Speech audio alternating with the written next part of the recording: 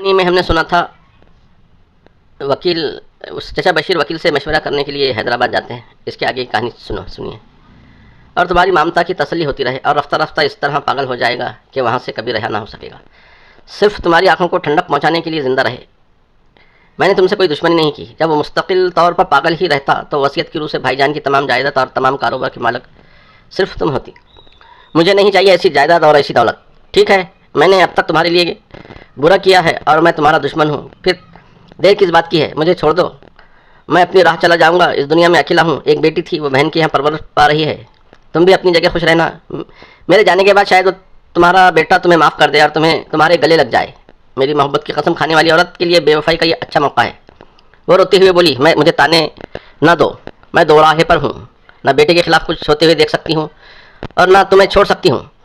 पहले अपने आप को अच्छी तरह जांच परख लो कि तुम चाहती क्या हो। अगर मुझे छोड़ना चाहो तो मैं हंसते हुए रुखसत हो जाऊँगा। अब अपने आंसू पोछो, होटल करीब है। वो आंसू पोछने लगी। बशीर अहमद ने होटल के पार्किंग एरिया में गाड़ी रोकते हुए कहा, कल जब यहाँ से जाएंगे तो काशिफ से फिर राब्ता कायम करने की कोशिश करना। मैं बहुत परेशान हूँ। उस लड़के ने यह कहकर मुझे उलझन में डाल दिया कि इसने मुझे मुस्तकबिल के आईने में देख लिया है। मुझे इसने कुछ कहने का मौका ही नहीं दिया। रिसीवर रख दिया था। कभी सोचता हूँ वो इंसानी नफ्सियात से खेल रहा है, फिर सोचता हूँ कि नहीं, इसकी पेशगोइयाँ हमेशा सही सामने दुरुस्त साबित होती हैं। वो मेरे अंजाम से बाखबर होगा। तुम बहला फुसला कर पूछोगी तो शायद तुम्हें बता देगा। मैं कल यहाँ से जाते ही इसे फ़ोन करूँगी, फिर इससे बात करने की कोशिश करूँगी। बशीर अहमद ने कार को लॉक किया। फिर दोनों होटल के अंदर आए, काउंटर से अपने कमरे की चाबी ली, फिर सीढ़ियाँ चढ़ते हुए ऊपर जाने लगे। बशीर अहमद ने आहिस्तगी से कहा, वो chief medical officer Kadir Beg बहुत ही काइयाँ है। हो सकता है वो काशिफ के जरिए मुझे दिमागी खिलजान में मुब्तला कर रहा हो। कुछ समझ में नहीं आता, मैं क्या करूं? सब्र करो, मैंने कहा ना कल मैं काशिफ से बात करूंगी।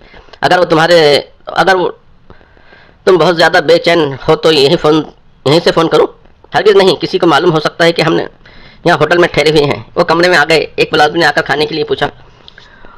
उन्होंने इनकार इनकार कर दिया। दोनों की भूख मर गई थी। बशीर अहमद ने दरवाजे को अंदर से बंद कर दिया। तकरीबन 15-20 मिनट के बाद दस्तक हुई। इसने दरवाजे को खोला तो बाहर एक पुलिस इंस्पेक्टर 2 सिपाहियों के साथ खड़ा था। उसने कहा, सॉरी मिस्टर, यहाँ होटलों में गलत किस्म के लोग भी आते हैं। अगर आप माइंड ना करें तो मैं पूछ सकता हूँ आप दोनों कौन हैं? बशीर अहमद ने कहा, हम मियाँ बीवी हैं, कराची से आए हैं। रात ज़्यादा हो गई थी इसलिए वापस जाना नहीं चाहते, कल सुबह चले जाएंगे। इंस्पेक्टर ने कहा, यह तो मैं होटल के रजिस्टर में देख चुका हूँ। आप दोनों का नाम मियाँ बीवी की हैसियत से दर्ज है, लेकिन इसका सबूत क्या है? आप किस किस्म का सबूत चाहते हैं? ये तो हो नहीं सकता कि हर शादीशुदा जोड़ा अपने साथ अपना निकाहनामा लेकर घूमता रहे। इंस्पेक्टर ने कहा, आप दुरुस्त फरमा रहे हैं। सभी शादीशुदा जोड़ों के पास निकाहनामा मौजूद नहीं होता। हालात के तहत भी गुम हो जाता है, कहीं ज़ाय हो जाता है। लिहाजा आपसे निकाहनामा तलब नहीं करूँगा। तो फिर? बशीर अहमद ने पूछा, आप किसी मौजूद शख्स की गवाही पेश कर सकते हैं? इसे बैरिस्टर का ख्याल आया। इसने कहा, अभी हम बैरिस्टर कलीमुल्ला के पास से आ रहे हैं। वो हमें मियाँ बीवी की हैसियत से जानते हैं। इंस्पेक्टर ने टेलीफोन की तरफ इशारा करते हुए कहा, आप उनसे राब्ता कायम करेंगे। अगर वो आपकी गवाही देने पर राजी हुए तो मैं इनसे बात करूंगा। इसने फ़ोन का रिसीवर उठाया। होटल के एक्सचेंज से बैरिस्टर करीमुल्लाह से राब्ता कायम कराने के लिए कहा, फिर इंतजार करने लगा। थोड़ी देर बाद बैरिस्टर की आवाज़ सुनाई दी, हेलो, मैं बैरिस्टर कलीमुल्लाह बोल रहा हूँ। उसने अपना नाम बताते हुए कहा, यहाँ होटल में एक पुलिस इंस्पेक्टर साहब आए हैं और तस्दीक चाहते हैं कि मैं अपनी शरीक हयात बानो बेगम का शोहर हूँ। आप तो अच्छी तरह जानते हैं इंस्पेक्टर साहब को फ़ोन के ज़रिए बता दीजिए। चंद लम्हों तक खामोशी रही। फिर बैरिस्टर ने पूछा, क्या इंस्पेक्टर तुम्हारे सामने मौजूद है? हाँ। क्या मैं रिसीवर दूँ? ज़रा ठहरो, अक्ल से काम लो। अगर तुम दोनों के रिश्ते की तस्दीक करूँगा तो ये बात कभी अदालत में भी उठ सकती है। बशीर अहमद ने परेशान होकर पूछा, तो फिर क्या? इंस्पेक्टर को फ़ोन दो, मैं गोलमोल बातें करता हूँ। इसने इंस्पेक्टर को फ़ोन दिया। इंस्पेक्टर ने वही सवाल दोहराया। बैरिस्टर करीमुल्लाह ने कहा, मिस्टर बशीर अहमद मेरे मक्कल हैं। मैं इन्हें इसी हद तक जानता हूँ जिस हद तक उनके मामला मेरे हाथ में रहते हैं। मैं ये भी जानता हूँ कि वो दोनों मियाँ बीवी हैं, लेकिन तस्दीक नहीं कर सकता। इंस्पेक्टर ने पूछा, आप तस्दीक क्यों नहीं कर सकते? मैं एक बैरिस्टर हूँ, सिर्फ सुनी सुनाई बातों पर तस्दीक नहीं कर सकता। मैं उनकी समाजी हैसियत को दूसरों के ज़रिए जानता हूँ। अगर आप तस्दीक करना चाहते हैं तो ये आपका मामला है। आप इनसे निकाहनामा या गवाह तलब करें। इंस्पेक्टर ने रिसीवर रख दिया। बशीर अहमद को नज़रअंदाज करते हुए पूछा, बेगम साहिबा, आपके पास निकाहनामा होगा? यहाँ ना सही अपने घर में। वो हिचकिचाते हुए बोली, जी जी मेरे पास है।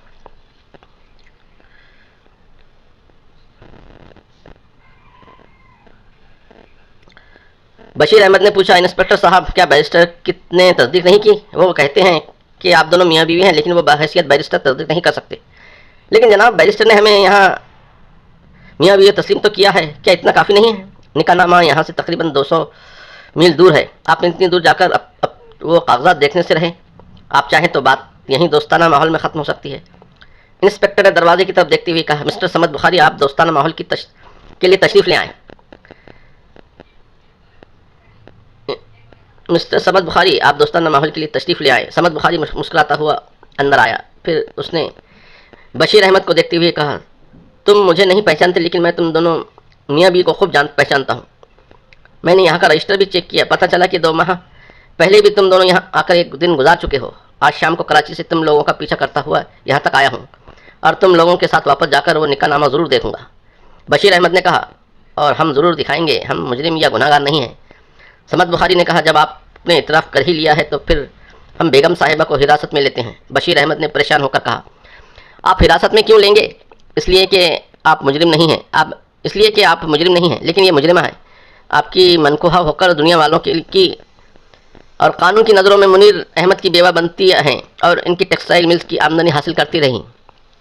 बशीर अहमद ने कुछ कहने के लिए मुंह खोला। समद बुखारी ने सख्त लहजे में कहा, you shut up, no more argument.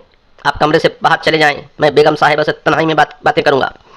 इसने बेबसी से बेगम को देखा, फिर सर झुका लिया, फिर सर झुकाकर बाहर चला गया। समद बुखारी ने दरवाजे को अंदर से बंद करते हुए पूछा, तुमने बशीर अहमद से शादी कब की?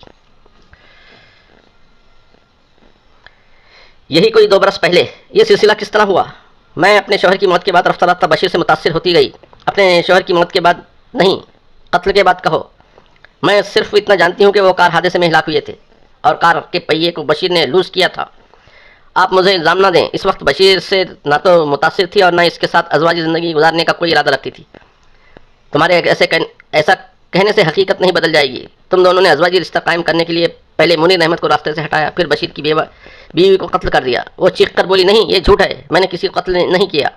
अदालत में जब ये साबित हो जाएगा कि काशिफ को हिजान इंजेक्शन लगाया जाता था, तो सवाल पैदा होगा कि क्यों लगाया जाता था। इसका जवाब तो यही है कि अपने जुर्म को छुपाने के लिए इसे जुनूनी कातिल बनाकर मकतूला के कमरे में छोड़ दिया गया। दूसरा अहम मकसद ये था कि काशिफ पागल बनकर हमेशा पागल खाने में रहे और तुम बशीर अहमद के साथ इसके बाप की दौलत पर ऐश करती रहो। ये झूठ है। बेशक मैंने बशीर अहमद से शादी करने के बाद भी मुनीर अहमद की बेवा बनने का नाटक किया है। मैं मुजरिम हूँ, लेकिन मैंने अपने बेटे को हमेशा पागल रखने के मुतालिक कभी नहीं सोचा था। जो औरत शादीशुदा होकर बेवा बनती रहे और कानून की नज़रों में धूल चौंकती रहे, वो सब कुछ कर सकती है। ज़रा सोचो और समझो, आइंदा कभी अदालत में वो दिन कैसा होगा जब तुम्हारे सामने कटहरे में खड़ा हुआ तुम्हारा अपना बेटा तुम्हारे खिलाफ बयान देगा।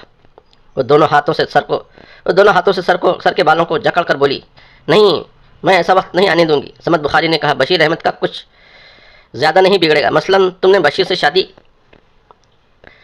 की, लेकिन वो अपने मरहूम शौहर की रकम खुद वसूल करती रही। तमाम रसीदों पर तुम्हारे दस्तखत हैं। बशीर का इसमें कोई हाथ नहीं है, वो तो इस दौलत पेश करता आ रहा है। इस तरह तुमने अपने बेटे को कभी आसिफ ज़दा और कभी पागल कहा, कभी दिमागी इमराज में डॉक्टरों से उसके खिलाफ रिपोर्ट लिखवाती रहीं, कभी माहिर नफ्सियात से तहरीरी तस्दीक कराती रहीं। अब अगर ये साबित हो गया कि काशिफ को हिजान अंगेज इंजेक्शन लगवाया जाता था और ये साबित नहीं हो सकेगा कि ये इंजेक्शन लगवाने में बशीर अहमद का हाथ रहा है, अपने बेटे को इब्तिदा से पागल साबित करते रहने में तुमने अहम रोल अदा किया है। वो चकरा कर कुर्सी पर बैठ गई। समद बुखारी ने आगे बढ़कर कहा, तुम हर तरह से फंस रही हो। अगर तुमने अब भी अपने बेटे का साथ दिया तो तुम्हारी सज़ा कम से कम हो सकती है। हम बशीर अहमद को बेनकाब करना चाहते हैं। तुम हमारा साथ दोगे और अपने साकिन के कत्ल की गवाही बशीर के खिलाफ दोगी, तो इतना ज़रूर होगा कि लोग तुमसे नफरत करने के बावजूद तुम्हारी ममता को सराहेंगे। ये तो कहेंगे कि तुमने बेटी की खातिर झूठ को बेनकाब किया और मुजरिम को इसकी सज़ा तक पहुँचाया। मैं तुम्हें सोचने का मौका देता हूँ। मेरे साथ चलो। यहाँ से कराची तक तुम मेरी गाड़ी में चलोगे और इन मामलों पर गौर करती रहोगे। वहाँ पहुँचकर बशीर अहमद के खिलाफ बयान देना चाहोगी तो हम पूरी तरह तुम्हारी हिफाजत करेंगे। वो तुम्हें ज़रा नुकसान नहीं पहुँचा सकेगा। इसके आगे की कहानी सुनने के लिए वीडियो को लाइक करें, सब्सक्राइब करें। मिलते हैं अगली वीडियो में, तब तक के लिए खुदा हाफिज़।